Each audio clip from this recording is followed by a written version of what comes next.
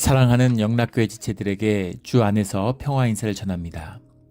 오늘은 2025년 3월 13일 목요일입니다. 오늘의 묵상 본문은 마태복음 12장 9절로 14절까지의 말씀입니다. 오늘 본문 말씀 9절부터의 말씀은 이렇게 시작합니다. 거기에서 떠나 그들의 회당에 들어가시니, 그들의 회당은 앞에 나온 안식일에 밀 이삭을 지르는 것으로, 이삭을 자른 것으로 제자들을 고발하고 있는 그 바리새인들의 회당이죠. 우리 회당이라는 게 사도행전에서도 나누었는데, 수리아 땅 또는 아나톨리아 지역, 이런 초기에 그 선교했던 지역에서 사도 바울이 회당을 찾죠. 거기서의 회당이라고 하는 것은 종교성보다는 우리 한인회관 같은 거라고 그랬죠. 유대인들이 모이는, 아직 회당 유대교가 본격화되기 전입니다. 그런데 오늘 본문에 나오는 회당은 의미가 좀 다르죠. 왜겠습니까? 여기는 유대인들이 모여있는 지역이잖아요. 유대인들이 회당에 가겠습니까? 회당을 왜 가겠어요? 회당에 모이는 사람들은 종교인들인 것이죠. 종교성이 강한 지역이다라는 것을 알 수 있습니다. 10절에 한쪽 손 마른 사람이 있는지라 사람들이 예수를 고발하려 하여 물어 이르되 안식일에 병 고치는 것이 옳으니까. 종교의 아주 그 극악함을 오늘 극명하게 드러내 보여주고 있습니다. 주님의 존재가 분명하게 계시될수록, 주님의 사랑과 은혜가 선포될수록 이 종교의 극악함, 그 실체가 점점 더 드러나는 거죠. 빛이 임할수록 어둠이 더 속성이, 어둠 속에 갇혀있던 것이 드러나게 돼 있는 거죠. 그것처럼 종교의 본질이 무엇인가라는 것을 극명히 보여주는 오늘의 본문의 말씀입니다. 오늘 본문 말씀, 내일 본문의 말씀은 굉장히 깊어요. 주님 말씀이 깊지 않은 것이 없겠지만 굉장히 깊은 말씀입니다. 고발하려 하여 오르니까, 고발한다, 정죄하고 고발하는 것이죠. 이 종교예요. 에고의 일이죠. 비방하고 판단하고 정죄하고, 이게 에고잖아요. 단절이 전제되어 있는 거죠. 에고라고 하는 것은 내 그 육체를 존재화해요. 내 육체가 나의 전부인 것처럼, 단절이 나의 실제인 것처럼 나를 속이고 받아들이고 절대화하는 것이 에고입니다. 이 에고가 종교의 의를 입은 것, 이게 종교인들이죠. 그래서 종교인들은 구제불능입니다. 종교인들은 절대 돌이키지 않아요. 거짓이죠. 우리도 거짓되고 모든 존재가 다 거짓돼요. 그런데 문제는 거짓이 주님을 만나면 돌이켜야 되는 거죠. 진실을 만나면 통회해야 되는 겁니다. 돌이켜야 돼요. 그런데 종교인은 돌이키지 않죠. 왜냐하면 종교의 의로 거짓을 정당화했기 때문입니다. 그래서 종교인은 돌이키지 않아요. 종교인이 가장 악하고 가장 잔인한 짓을 합니다. 세상 가운데 수많은 전쟁이 종교의 이름으로 일어나죠. 지금도 마찬가지죠. 종교의 이름을 내걸고 싸워요. 이거 얼마나 독한지 모릅니다. 역사적으로도 가장 잔인하고 독한 전쟁들은 다 종교 전쟁이죠. 우리 기독교의 역사에 있는 30년 전쟁, 인류 역사에서 가장 잔인한 전쟁이라고 그러죠. 구교와 신교도들이 붙었는데 독일 인구의 3분의 2가 죽었어요. 어린 아이부터 여성까지 노인까지 안 가립니다. 싹 다 죽이는 거예요. 마귀니까, 내가 옳으니까, 내가 하나님의 의를 가졌으니까. 그런 의와 그런 정죄와 그런 폭력을 도대체 누가 허락했습니까? 그게 인간이, 그게 마귀의 역사죠. 왜 천사가 마귀가 됐는지를 보여주는 거잖아요. 주님과 단절된 사람들의 특징입니다. 고발하려고 예수님께 질문하는데, 질문하는 이유가 지혜와 진실을 만나기 위한 게 아니라 고발하려고, 덫을 놓으려고 그렇게 질문하는 거예요. 그래서 물어보는 게 뭐냐면 옳으니까. 지금 회당에 손 마른 사람이 있는데 오늘 처음 나오지 않았겠죠? 가장 불쌍한 사람입니다. 가난한 사람이겠죠. 제대로 치료를 못 받고 한쪽에 이렇게 앉아있지 않겠죠. 만약에 부유하고 권력이 있고 귀족의 자식이라면 손이 말랐다고 해도 떵떵거렸겠죠. 그런데 손을 마른 것을 치료받고 싶다는 소망이 있어요. 그 소망을 종교에 담고 싶은 겁니다. 사실 주님이 종교를 허락한 이유이기도 하죠. 종교를 통해서 주님의 임재를 훈련하고 연습하는 겁니다. 그런데 주님을 배제하고 주님과 단절되고 그 종교의 의식을 절대화하는 거죠. 종교의 특성이죠. 가난하고 병들고 이중의 아픔이 있다고 그랬잖아요. 아픈 것도 서러운데 그런데 정죄받는 거죠. 종교의 이름으로. 기독교의 가장 아름다운 또 복음서의 가장 아름다운 것 중에 하나는 장애인을 차별하지 않는다는 겁니다. 장애인을 차별하지 않는 유일한 정신적인 전통, 인류의 유일한 정신적인 전통이 바로 이 신앙, 기독교의 복음이에요. 그거 외에는 모든 문화와 모든 관습은 장애를 차별합니다.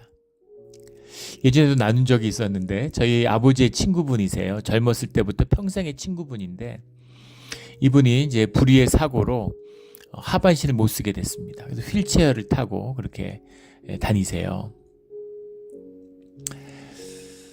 그런 분이 좋은 분이죠. 그 아버지가 이제 평생에 의지했던 정말 형제 같은 분입니다.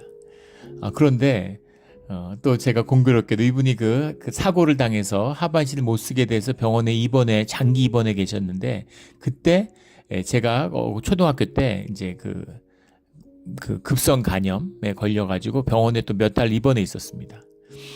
제가 야구 선수를 하고 싶었는데 야구부에 있다가 그 급성 간염 때문에 야구를 그만두게 됐죠.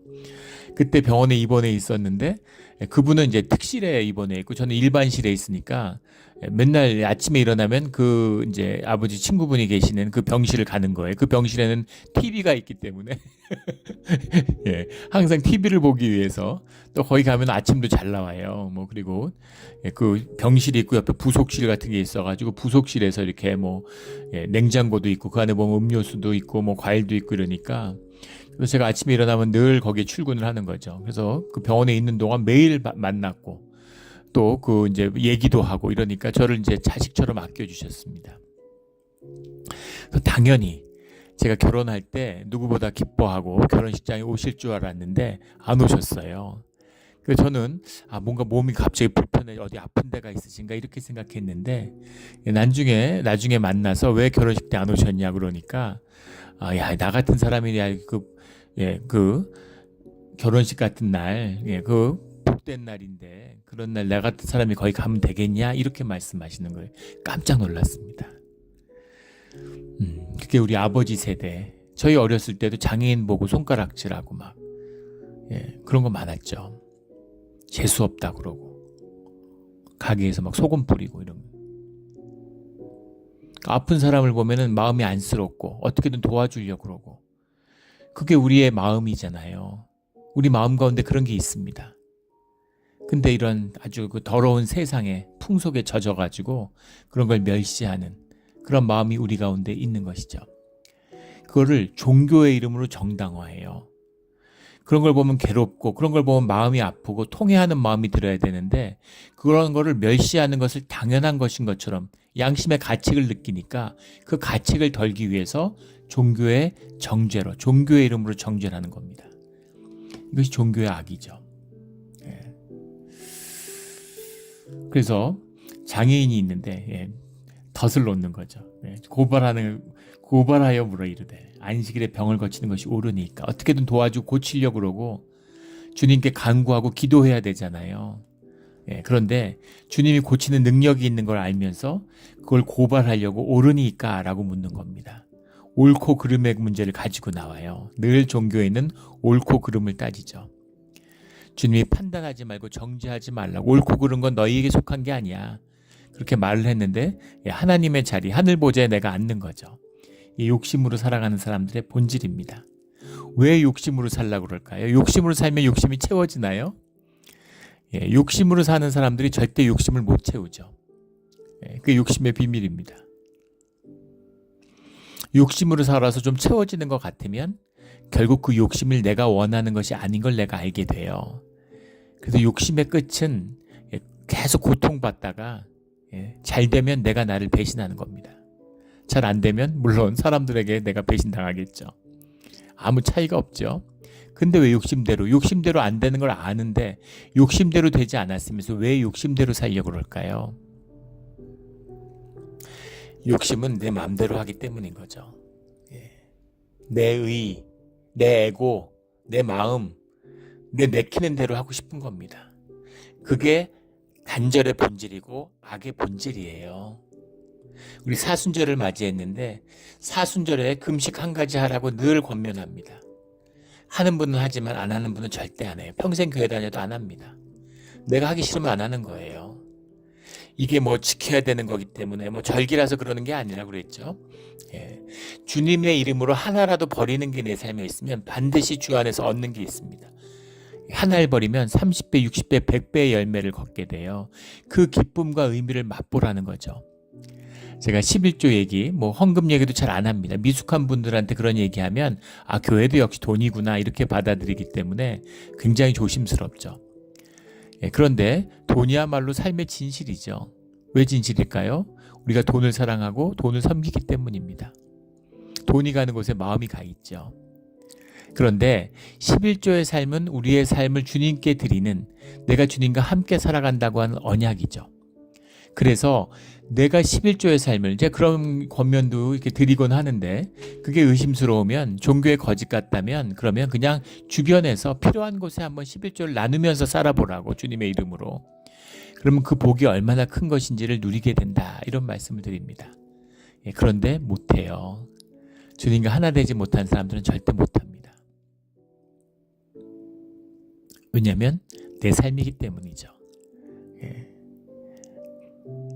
하나님 나라에 사는 게 아니라 내 나라에, 하나님의 킹덤 오브 갓이 아니라 마이 킹덤에 사는 게, 내가 왕노릇 하는 게 더 좋은 거예요. 거지같이 살아도 그래도 내가 왕이고 내가 좋아 보이는 거죠. 비참한데 우쭐대는 거죠. 내 생각이고 내가 우쭐댄 것 같으니까, 남 정죄하면서 내가 위에 있는 것 같으니까. 그 진실, 나의 비참함을 만나는, 아버지를 만난다는 게 그 진실을 만난다는 거잖아요. 그러니까 그걸 피하는 것입니다. 그게 종교예요. 바리새인들이 특별히 나쁜 사람들이라서 이러는 것이 아니라 이들의 문제는 뭐냐면 본질이 종교인이라는 겁니다. 이들의 아이덴티티가 종교인이에요. 저는 목사입니다. 직업적 종교인이에요. 종교인으로 살아갑니다. 주님의 마음을 품고 주님의 진실로 살아간다는 게 얼마나 힘든 일이겠어요. 그러나 그걸 만나면 종교처럼 복된 것이 없는 것이죠. 축복이 있는 것입니다. 11절에 예수께서 이르시되 너희 중에 어떤 사람이 양 한 마리가 있어 안식일에 구덩이에 빠졌으면 끌어내지 않겠느냐. 그렇죠?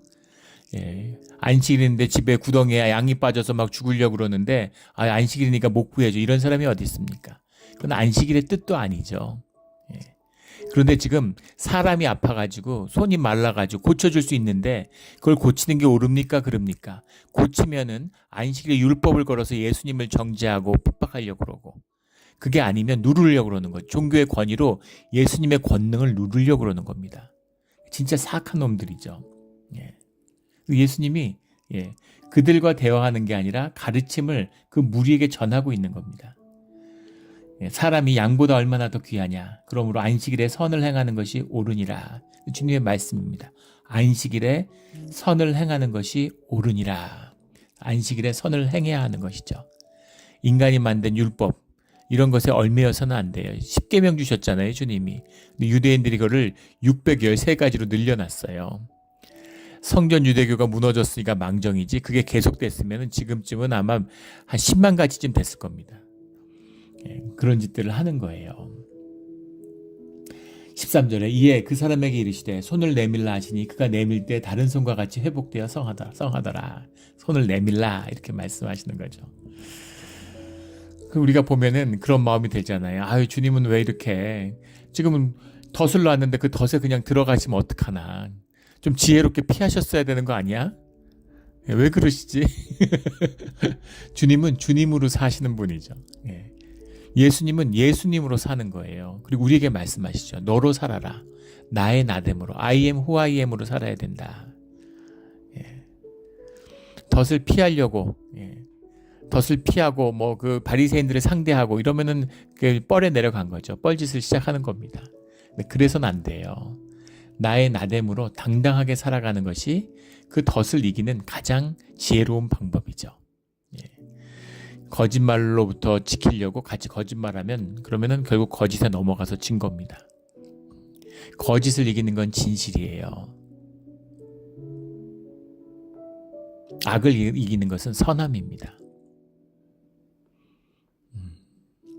우리 늘 주님 안에서 나의 나됨으로 살아가는 이 당당함과 이 권능을 붙잡고 누리며 살아가는 우리 모두가 되기를 주의 이름으로 축원합니다.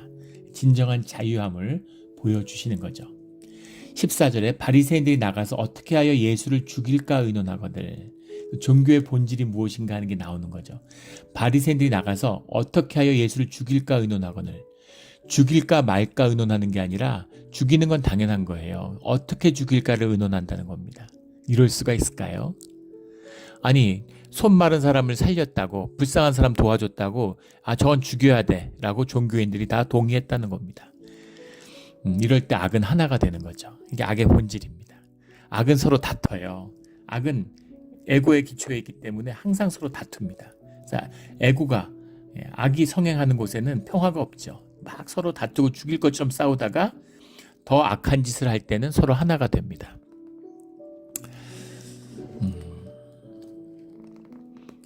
이런 것이죠. 종교는 왜 그럴까? 종교는 왜 죽이려고 할까? 예수님이 뭘 잘못했는데 자기들에게 뭔 피해를 줬다고 아픈 사람과 낫게 했다고 죽일 것을 어떻게 죽일 거를 도모할까? 믿어지지 않는 얘기잖아요. 왜 그럴까요? 왜 그럴까? 종교는 가짜죠. 짝퉁이라고 보시면 되죠. 짝퉁이에요. 근데 싸구려든 비싸든 상관없습니다. 내가 가진 가방이 싸구려예요. 싸구려면 어때요? 좀 창피하긴 하지만 싸구려면 싸구려인 거죠. 뭐 비싸면 비싼 거죠. 비싸지 않고 그냥 보통이면 보통인 거죠. 그런 거죠. 근데 좋은 가방으로 바꿔줄게. 쓸만하고 아주 좋은 가방이 있는데 내가 내 가방을 바꿔줄게. 갖고 와. 이러면 비싼 가방이든 좀 덜 비싼 가방이든 싸구려든 다 들고 나올 수 있어요. 그런데 짝퉁은 못 들고 나옵니다. 왜일까요? 짝퉁이기 때문이죠. 짝퉁은 뭐예요? 아주 비싸고 좋고 고급스러운 것인 것처럼 그렇게 속인 거잖아요. 가짜잖아요. 근데 가짜를 진짜라고 속였는데 그걸 들고 나오면 어떻게 됩니까? 처벌받죠. 잡혀가요. 우리 한국 뉴스 이런 거 보면 맨날 가끔씩 나오잖아요. 그 짝퉁 팔다가 걸려가지고 감옥 가고 이런 얘기들. 범죄입니다. 남의 걸 훔친 거죠. 그래서 짝퉁은 못 들고 나와요. 아무리 좋은 걸 바꿔준다고 그래도. 그게 가짜의 문제입니다. 어떤 싸구려, 어떤 볼품없는 것도 들고 나올 수 있지만 가짜를 들고 나올 수는 없죠. 그래서 가짜는 감추는 거예요. 그래서 가짜가 제일 두려워하는 것은 진실입니다. 문제는 무엇이냐면은 종교가 가짜이기 때문에 권능이 없어요. 오늘날 우리 개신교들, 우리 현대교회, 미국, 한국 교회들이 지금 흔들리고 무너지는 비밀이 뭐겠어요? 권능이 없는 겁니다. 삶의 아무 문제도 해결하지 못해요. 이게 능력이고 이 주님의 임재고 복음은 우리를 구원하는 하나님의 살아계신 능력이다라고 그 로마서에서 분명히 밝히고 있죠. 1장 16절에 보면 살아계신 하나님의 능력이에요. 그래서 주님과 함께하는 신앙의 길을 걸으면 우리의 문제를 해결할 수 있습니다. 주님이 다 해결해 주세요. 형통의 길이 열려요. 근데 20년, 30년을 시달리는데 고치질 못하는 겁니다. 왜일까요? 가짜기 때문인 거죠. 아무 능력이 없어요. 근데 문제는 뭐냐면 능력이 없는데, 권능이 없는데 권능과 능력을 만나면 그거를 위협으로 느낀다는 겁니다. 그게 위협이 돼요. 내가 가짜인 게 들통날까 봐. 내가 짝퉁인데 진짜가 나타났어. 내가 초등학교밖에 안 나왔는데 하버드 PhD라고 그러면서 으스대고 남들 무시하고 막 이렇게 행세하면서 살았는데 진짜 하버드 PhD가 나타났어. 근데 나는 보스턴에 가본 적도 없어. 얼마나 위협이 되겠습니까? 그 사람이 나한테 나쁘게 한 거 아무것도 없어요. 나하고 아무 상관도 없어. 근데 내가 위협을 느끼는 거죠. 큰일 났구나. 야, 저 사람 자꾸 보스턴 얘기하면 내 진실이 탄로나겠는데 뭐 이렇게 되는 거죠. 그래서 그 권능 없음이 위협으로 느낀다라는 것이 종교인들의 문제다. 왜 죽이려고 할까? 자기들의 정체가 탄로날까 봐 그러는 거죠. 우리 예전에도 몇 번 나눴죠. 제네바 종교개혁을 위해서 칼빈이 제네바의 시장으로 왔습니다. 제네바의 시장 겸 제네바의 목회자인 거죠. 그 종교개혁을 해요. 제네바는 지금은 세계에서 제일 잘 사는 도시 중에 하나가 됐지만 16세기에는 세계에서 제일 못 사는 도시 중에 하나였습니다. 그 레만 호수가 이제 지중해로 지금 연결되어 있지 않지만 그 당시엔 연결되어 있어서 지중해에 가서 낚시하고 들어오는 배들이 호수니까 거기 들어와서 정박을 하는 거죠. 대부분 항구 도시들이 다 그렇죠. 항구 도시들이 향락에 발전해 있습니다. 그 뱃사람들이 바다에 나가서 이렇게 있다가 몇 달 만에 한 번씩 들어오기 그러니까 뭐 그런 게 매매춘이 성한 거죠. 아무 먹고 살 게 없어요. 어부가 되거나 아니면 어부가 뭐 하고 싶다고 아무나 합니까? 요즘처럼 무슨 원형어선 타는 게 아니잖아요. 자기 배가 있어야 되잖아요. 배가 없는 사람들은 전부 다 용병으로 가는 거예요. 그 스위스에 가면 무슨 도시입니까? 울부짖는 사자상이라는 게 있어요. 도시 이름이 정확히 기억이 안 나는데 유럽의 용병은 다 스위스 사람들이었습니다.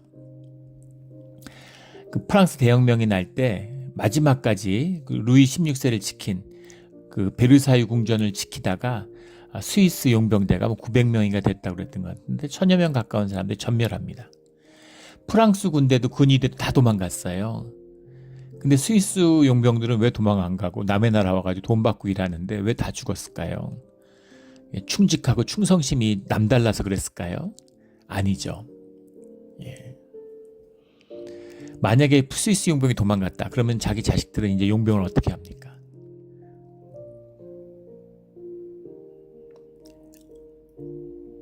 그러니까 목숨을 내놓은 거죠.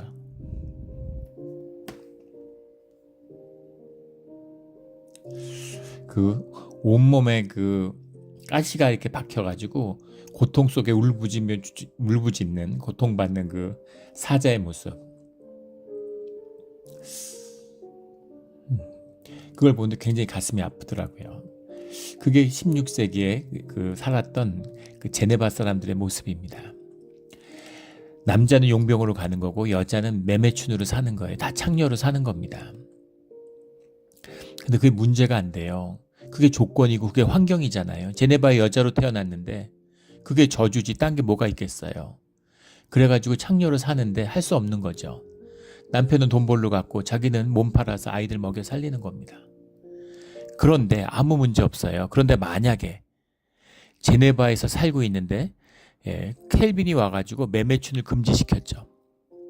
이것은 성결한 주님의 성결함하고 차이가 이런 용납될 수 없다 이러고 새로운 삶을 얘기하는 겁니다. 돈 주면서 하지 말라 그러면 그게 좋아서 하는 사람이 누가 있겠어요? 그러면 그만둘 수 있겠죠. 건물 한 채씩 쥐어준다든가 소 한 100마리씩 준다든가 이러면 그만둘 수 있죠. 근데 어떻게 그만둬요? 믿음으로 주님께 의지하고 이것을 끊으면 그러면 주님이 살 길을 열어주신다는 겁니다. 그게 믿음의 역사죠. 근데 다 믿지 않는 거죠. 주님을 안 믿어요. 돈을 믿죠. 거짓인데 거짓을 믿는 겁니다. 근데 한번 생각해 보세요. 만약에 믿음으로 주님께 의지하면서 거기서 매매춘을 하지 않고 살아가는 여인이 한번 있다고 생각해 보십시오. 그럼 어떻게 되겠습니까? 제네바에 있는 모든 여자들이 다 그 여자를 죽이려고 그럴 거예요.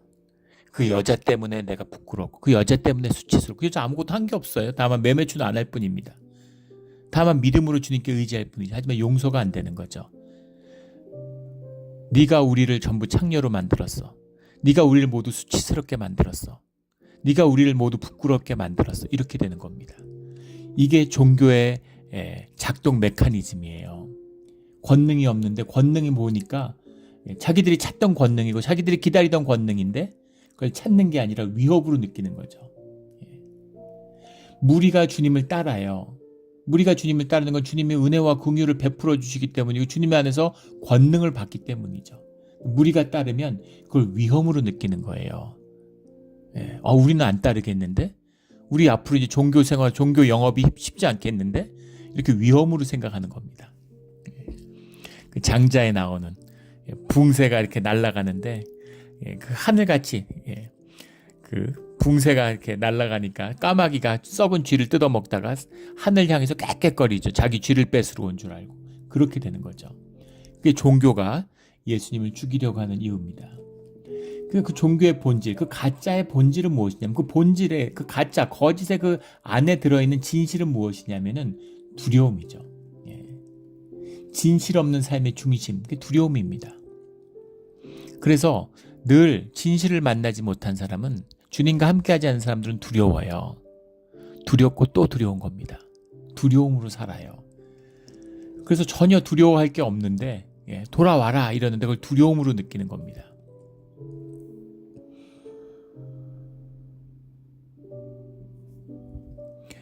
민족이 해방되지 않기를 바라는 조선 사람이 누가 있겠어요. 그래서 내가 친일파야. 그런데 이거 해방되면 우리 내 재산 뺏기는 거 아니야? 감옥 가는 거 아니야? 그렇게 생각하는 거죠. 그래서 조선의 해방, 무슨 친일파면 행복했겠습니까? 말도 안 되는 소리죠. 그 예전에 제가 일본에 유학할 때 그 주일 대사를 하는 분하고 같이 제가 혼자 한 건 아니고 여러 이제 유학생들이 제가 국비 유학생으로 유학을 갔는데 식사할 기회가 있었어요. 근데 그분이 일본 육사를 일제시대 때 일본 육사를 나온 분입니다. 그분이 그 말씀을 하시더라고요. 일본 육사에서 할 때 기테이 조센징이라고 그러죠. 불령선인 기테이 조센징이라고 맨날 조센징이라고 뺨을 때렸는데 뺨을 하루도 안 맞은 날이 없었다는 겁니다. 상상이 되세요? 우리 군대 생활 해본 분들이면 느낌 아시죠?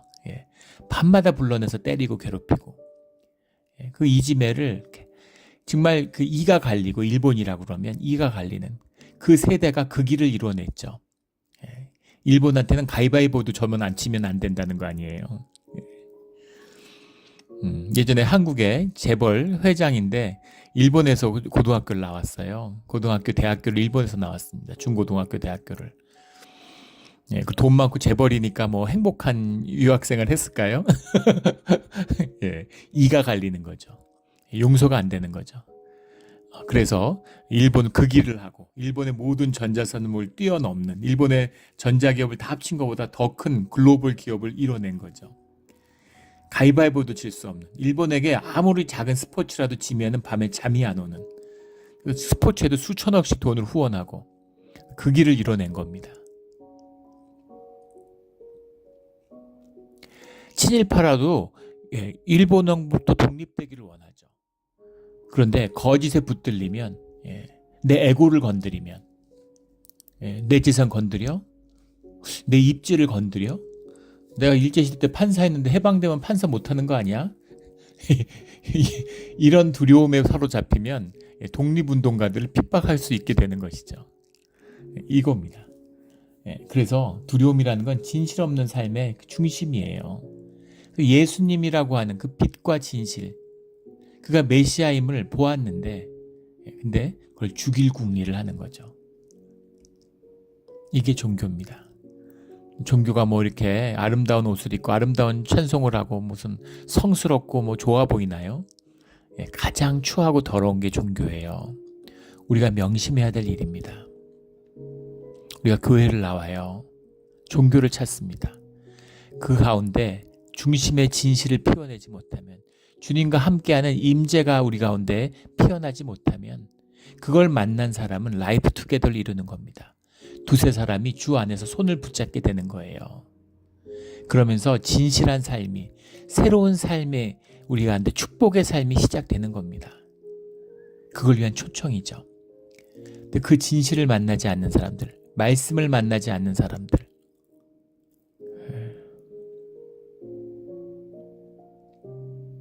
그런 사람들은 이 위협을 받아들이고 말씀을 복음을 폐하려고 그러는 겁니다. 주님을 죽이려고 그래요. 살아계신 주님도 죽이려고 그러는데 말씀 패하는, 보이지 않는 주님이 주시는 성령의 말씀을 패하는 거야 뭐 시군죽 먹기겠죠.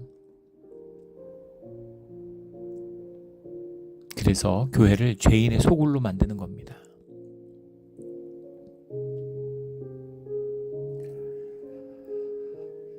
그래서 진실이 없으니까. 진실이 없는 종교의 특징이 뭐예요? 전통과 의식을 지키는 겁니다. 전통과 의식 지키는 것이 그게 진짜 그게 실체, 그게 중심인 것 같이 그렇게 얘기를 해요. 우리는 그렇게 하지 않았다고. 교회 뭐 생지 20-30년 됐는데 우리는 그렇게 하지 않았다. 우리는 이렇게 했다. 이런 식으로. 그게 무슨 그거는 뭐 교회 전통도 아니죠. 그냥 자기 습관, 자기 경험이고 거기에 위협을, 변화의 위협을 느끼는 거죠. 중심이 거짓이니까 두려움을 느끼는 거예요. 진실이 없는 사람들은 모든 변화에 두려움을 느낍니다. 어떻게 변화될지 모르니까. 지금 내가 자리 잡았는데 바뀐다면 자리 또 새로 잡아야 되잖아요. 그러니까 바뀌는 게 다 싫어요. 그냥 그 자리에 머물러 있는 게 좋은 것이죠. 전통과 의식을, 두꺼운 이 종교의 갑옷을 자꾸 두르려고 하는 거죠. 이게 바리새인이에요. 얼핏 보면 경건해 보이지만 가장 악하고 추하고 더러운 모습입니다. 내 의를 나의 주권으로 삼는 거죠. 내가 의를 세우는 게 나의 파워가 돼요. 나의 힘이 돼요. 가장 위험한 위협, 아버지의 가슴이죠. 아버지의 가슴이 사랑의 진실이잖아요. 탕자의 비유에 나오는. 그걸 만나는, 내일 말씀에 더 깊게 들어가는데 그런 사랑의 진실, 아버지의 가슴, 거울이죠. 씻지를 않는 거예요. 강물에 가면 내가 비춰져. 나의 더럽고 추함이 너무너무 부끄러워서 씻지를 않아요. 그게 우리의 삶입니다. 그래서 에고의 종교인은 결코 돌이킬 수 없는 것이죠. 그래서 주님을 모르는 사람보다 교회 다니는 종교인이 더 비교할 수 없을 만큼 나쁘고 안 좋은 겁니다. 그래도 난 교회 다녔는데, 난 그래도 헌금했는데 무슨 의미가 있나요? 말씀을 만나지 못하면, 돌이키지 못하면, 나의 중심을 살아내지 못하면, 알을 깨지 못하면 알이 멋있고 두꺼울수록 더 깊게, 더 더럽게 썩어나가는 겁니다. 우리 주님의 임재 가운데에서 거짓을 깨고 아프고 수치스럽고 참게 하지만 진실을 만나고 진실을 사는, 진실이기 때문에 연합하는, 진실이기 때문에 하나 되는 우리 교회의 비밀이 풀려나는 우리 몬트레 영락교회가 되기를, 우리의 삶의 자리, 우리의 가족이 되기를 예수 그리스도 이름으로 축원합니다. 아멘. 기도드리겠습니다. 하나님 아버지 감사합니다. 귀한 말씀 주시니 감사합니다. 또 긍휼과 자비와 아버지의 가슴으로 우리를 품어주시니 감사합니다. 오늘 손마른 자처럼 우리가 세상의 모든 거짓과 그것을 저주로 멍해로 쓰고서 늘 세상의 한편에서 쭈그리고 앉아서 세상의 조롱과 멸시를 받고 살았습니다. 또 내가 나를 멸시하고 내가 나를 저주했습니다. 주님이 나의 손을 고쳐주시는 그 은혜 가운데 주님의 진실을, 주님의 복음의 그 생명의 권능을 만나서 내 삶의 모든 장애를 치유할 수 있게 하여 주시옵소서. 모든 멍해와 굴레를 끊고 내가 나로 사는 자유함으로 하나님의 형상이 피어나게 하여 주시옵소서. 감사하며 예수 그리스도 이름으로 기도드렸습니다. 아멘.